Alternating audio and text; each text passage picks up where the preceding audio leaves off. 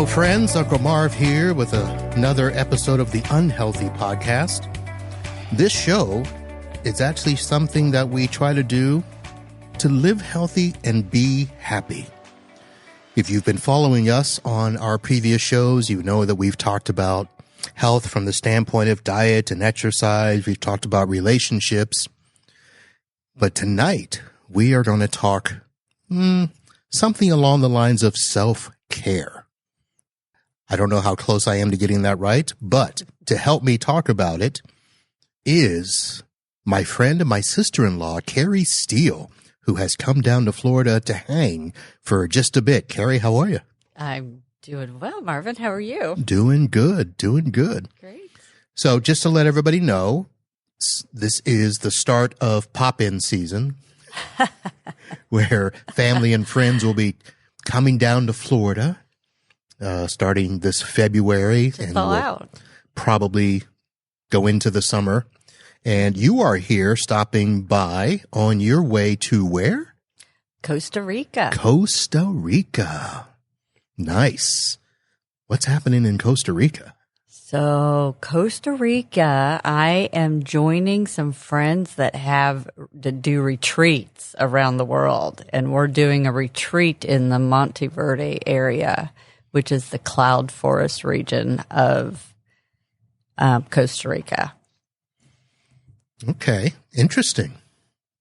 So the name of this group? It's called Bigger Life Adventures. Okay. And it's a couple. Carrie and Zach are their names. And I met Carrie when I was doing my Ayurveda health counseling training. So she and I are both Ayurvedic health counselors. And she and her husband started a retreat business. They've probably been doing it for 10 years. They met and they traveled all over the world. They loved to travel. They loved living a very eco life. And all their travels were all about eco and just being in nature and living a grounded carefree life. And they, when they traveled for several years, they came back and started this retreat company. So when I met her, she told me about it. And I said, I've got to try some of these. No. Okay. Very, very interesting retreats and just sounded like really up my alley. So, right. So to kind of put this in perspective, let's first real quickly talk about Ayurveda since you brought it up. Mm-hmm. And that's not what we're going to talk about tonight, but just to quickly let people know, what is Ayurveda? Yeah, so Ayurveda is it translates roughly into the wisdom of life, and it's about 6,000-year-old system of actual medicine.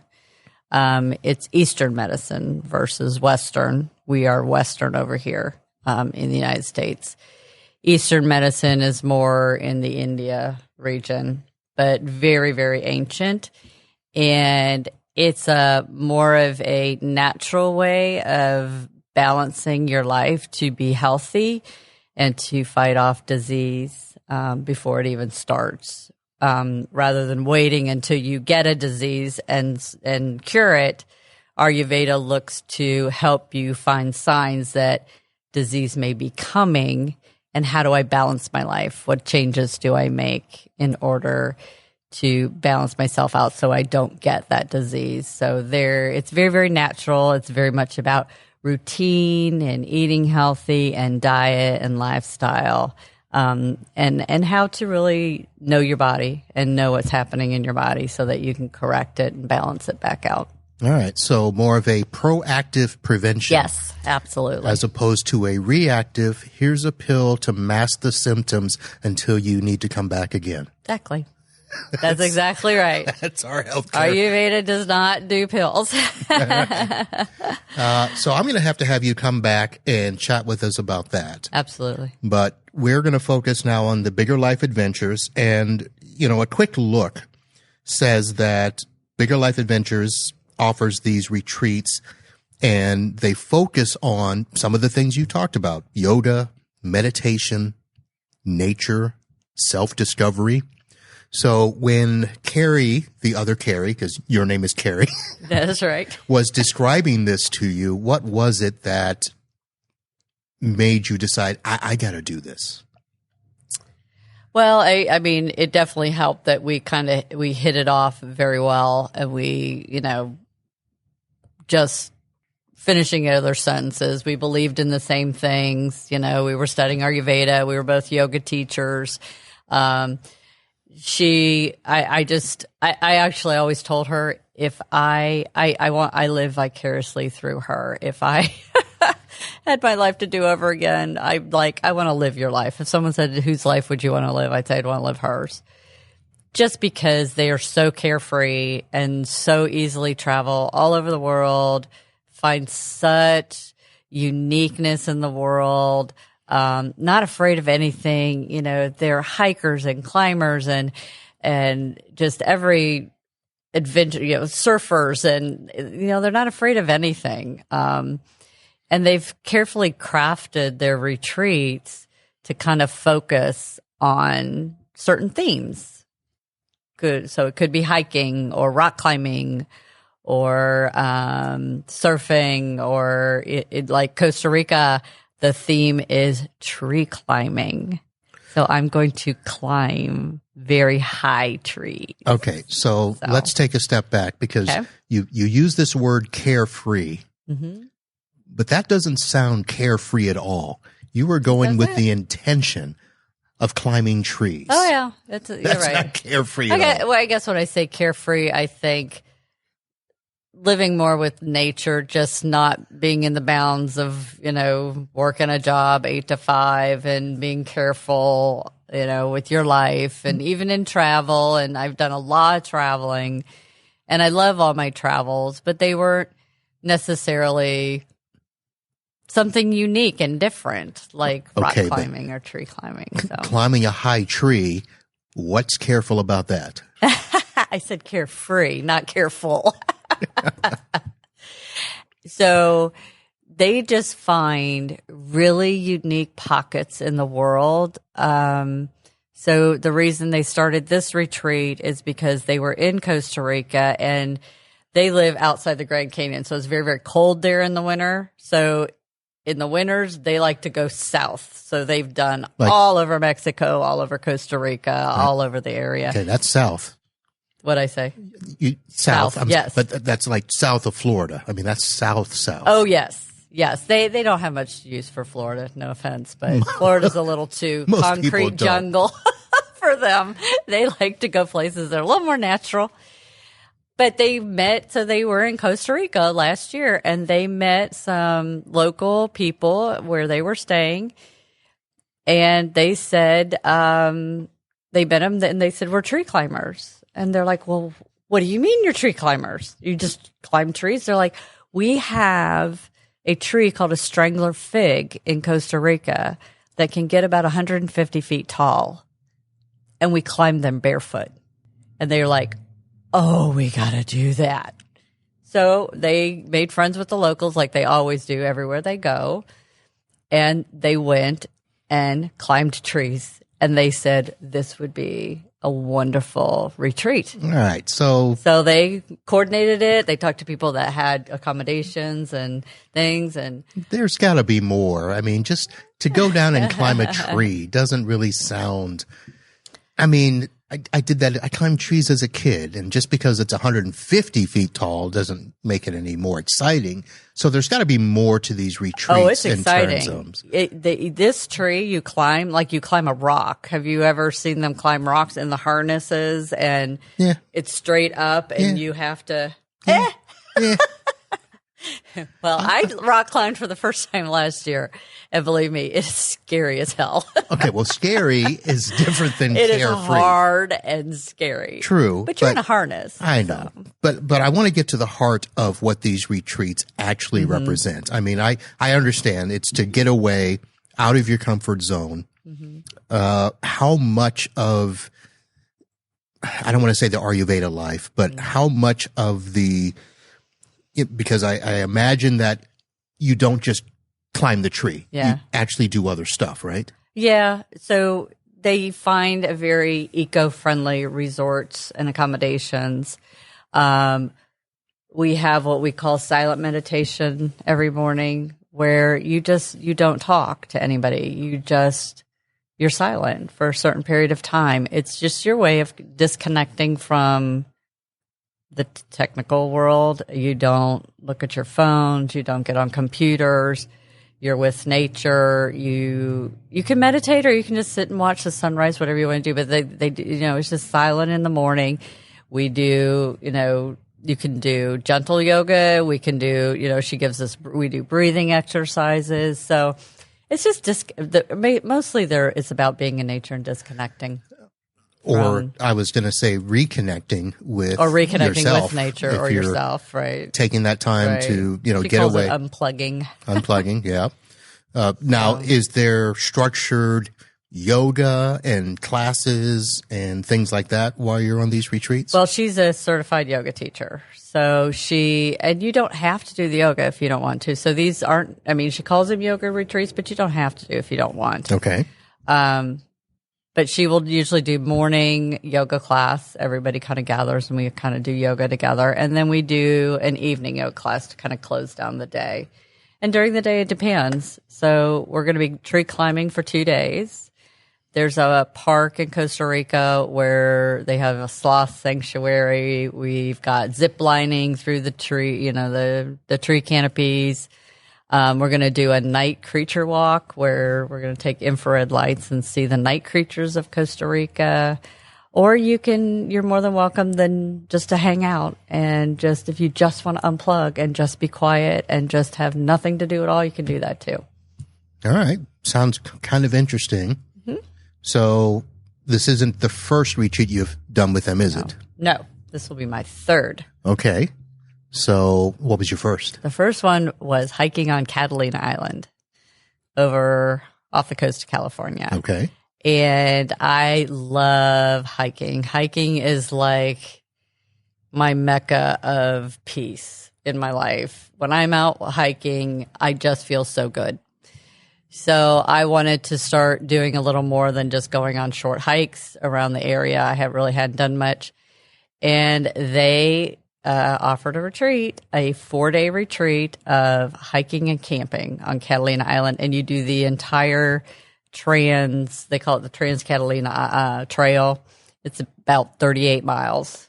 And so it's the first time I have ever in my life packed all my camping gear, slept in a tent, put my own tent up at night. The first time ever in a tent? Yeah. Yeah. Oh. And I said, I'm going to do it. It just feels good to get out of your comfort zone and say, I'm going to do this thing that I've never done before. And so many people won't do things they've never done before. And they're wonderful guides, and they let you go do what you want, or they will be right there by your side, whatever you want. And he is a wonderful chef, and he cooks all your meals for you. He being Zach. So he's a chef. Mm-hmm. And so are these the types of retreats where does he cook all the food for you? Yes. Really? Yes. Okay. Yeah, at least breakfast and dinner. Uh-huh. Depends on what the event of the day is. You may be eating lunch out somewhere, but it's probably good local food that you're eating out. But he's actually putting out a cookbook too, so hopefully he'll finish that up in not too long. Maybe it'll be on their website if you want to order his cookbook. But excellent vegetarian chef. Well, I was just thinking that I should probably mention the website before we get too far along. Oh. biggerlifeadventures.com. And it looks like, just about anybody can go if you want to, right? Yep. Yes. The only thing both of them have decided that they want to live a sober life. So these retreats are only for people that are willing to not bring alcohol on the retreat or go off site and drink it in a local place. So they just don't want, this is just a disconnect, be with nature, no alcohol. So is this intentional based on something in their past or because somebody got a little carried away on a previous retreat? So nothing bad. Yeah, really, right. No, so it's been sober retreat since they started the company. But when they started dating, they were young. They were in their 20s. They actually met in a bar. And they kind of continued the partying. And they just got tired of being tired all the time and just feeling drained. And they did, being sloppy and they just didn't like the feeling of alcohol anymore. And she was the first one. She told him, I think I'm done being with the alcohol. And he still drank a little bit, but he wasn't far behind. He said, yeah, okay. And they just think that there's a clarity to life when you stop with the alcohol. You have more energy, everything. You sleep better. They just like life so much better. And that's all they ask on the retreats. And they also offer retreat discounts and they call them scholarships for anybody that is recovering from alcoholism. Oh, so very nice. They will have give them a big reduced rate to come on. So it is definitely promoting sobriety in life.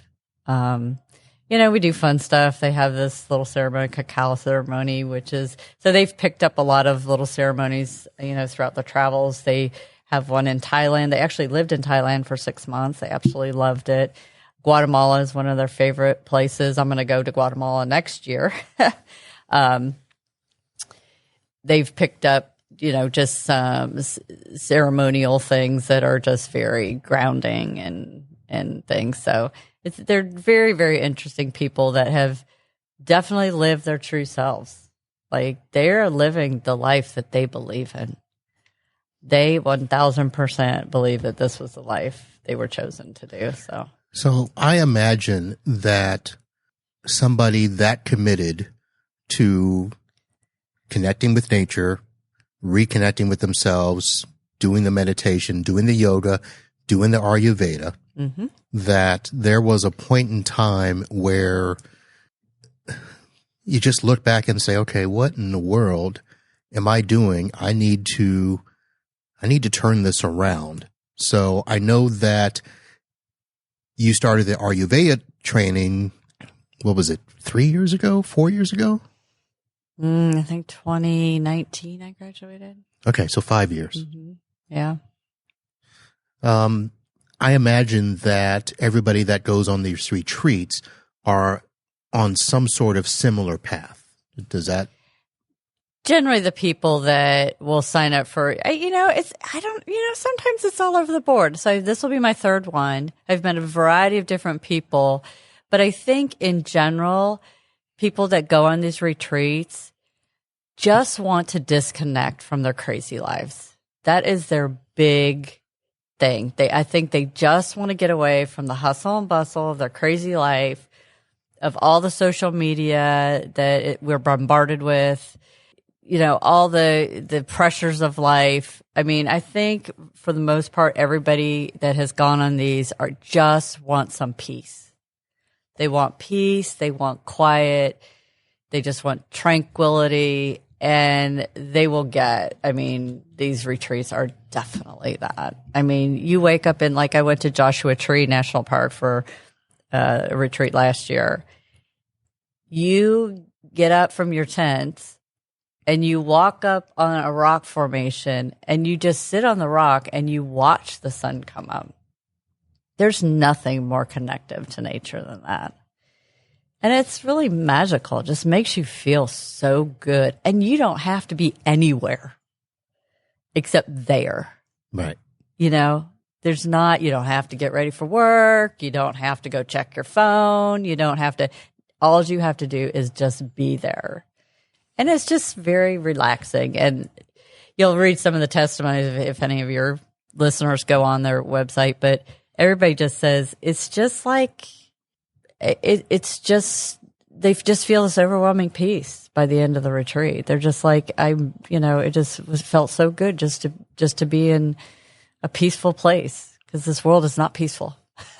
Well, I was going to ask the question. So if some Yahoo like me decided, yeah, I think I'm going to go do this, but my phone and my tablet will probably go with me. Mm-hmm. Are these places where service doesn't exist so that you have to be unplugged? Or is the temptation there, you just got to make yourself? Yeah, well, it depends on the retreat and where it is. So, like camping on Catalina Island, you're not going to get much of anything unless you hit a little town and there might be a tower that you can get a signal on your phone if you really want to. Right. Most of the outdoor ones, they're not going to provide Wi-Fi for you or anything. Well, that's what I was asking is because that's where going with intention to disconnect, you want to go someplace where you got to disconnect. That's right. But if the service is still there, yeah, I'll go climb the tree during the day and I'll do whatever. But at night, I'm going to go watch some Seinfeld on the tablet. Well, they're not going to make you do anything. You're a big boy. You can make your own decisions. But if you want the true experience of the adventure and that they're providing for you, shut it down. Go be with nature. That's why you signed up. That's why you paid to go. Right. And they will provide that 100%. But you got to be willing to put the phone and the tablet. You got to be willing to do it. They're not your babysitters. They're not going to.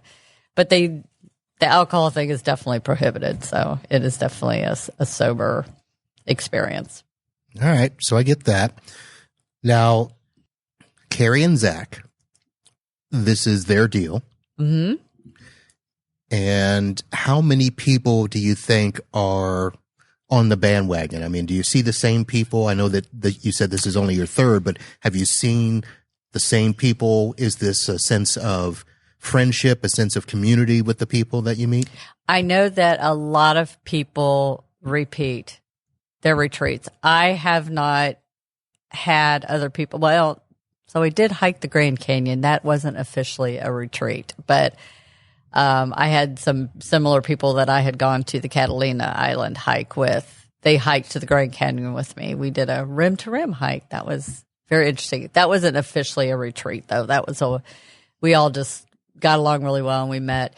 But I do know they do have a lot of people that do at least one retreat a year. Sometimes people do 2 retreats a year. I've had new people every time so far. So, it all depends. I mean, I've had a couple people I've made some good friends with. And I look forward to doing another retreat with them. It just hasn't hooked up because I live over here on the East Coast. They are actually on the West Coast. So sometimes it's hard to hook up. I'd rather do a retreat over here because it takes a long time to get over there sometimes to do retreats. So sounds like a partnership coming down the road. Maybe you'll do your own set of retreats. I may help them with their retreats someday. They probably add 2 new retreats a year. I mean, they sell out very quickly on their retreat. So as soon as they add a new retreat, they'll say only 2 spots left. I mean, and they try not to do too big of a group. So you're talking anywhere from 10 to 12 people is about max they want to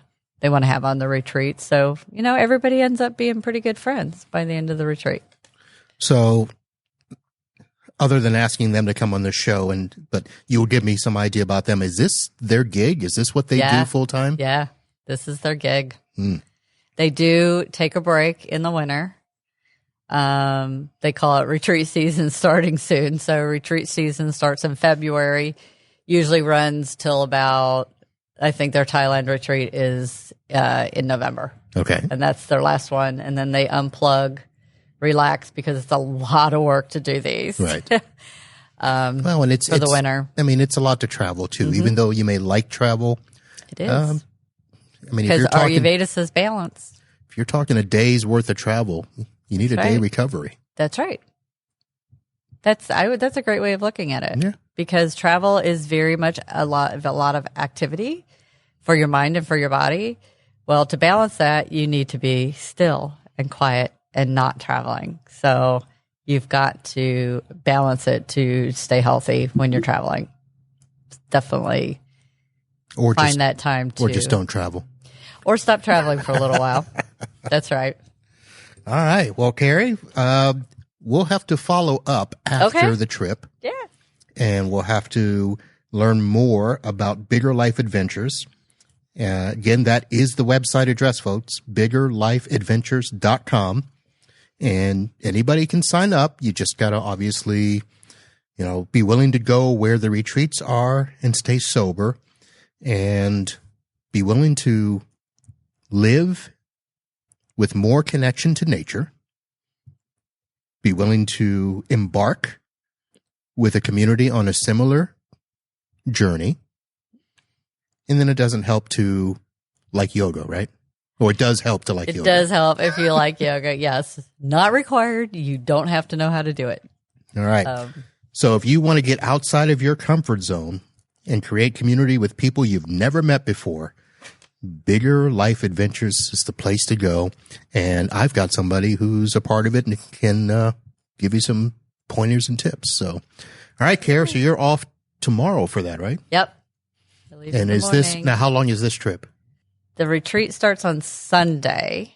So I'm flying in tomorrow. I'll spend the night in San Jose, and then we take a bus to the eco resort, which is about 3-hour drive. Mm-hmm. So it starts on Sunday, and then I fly back here the following Saturday. Oh, so you're gone a full week. Mm-hmm. That's unplugging with nature. You'll be unplugged the whole time. You'll plug in on the plane, right? Well, I did have to download movies for the plane because I'm taking a certain, am I allowed to say, Spirit Airlines. Say whatever you want here. That doesn't give you internet or no entertainment, so you have to bring your own. Well, it's available. You just got to pay for it. That's right. But, you have to pay for everything on Spirit. All right. So, Carrie, thank you for sharing. Thank you, Marv. Sounds like a great thing to get involved with. Bigger Life Adventures. Great people. Get close to nature, reconnect. That's right. And then we'll chat more later. And all right. I'll let you know how it goes. Figure out if you've got your life all balanced by climbing that tree. I can't wait. I'm going to send you a picture of me climbing that tree. All right, folks, that is it for this episode of the Unhealthy Podcast. Thank you for downloading and listening. If you find value in this, well, subscribe and hear more about shows like this. Again, we talk about just about anything that you need to change in your life that is unhealthy. Either eliminate it or reduce it, because the goal is to live healthy, be happy. We'll see you next time. Holla.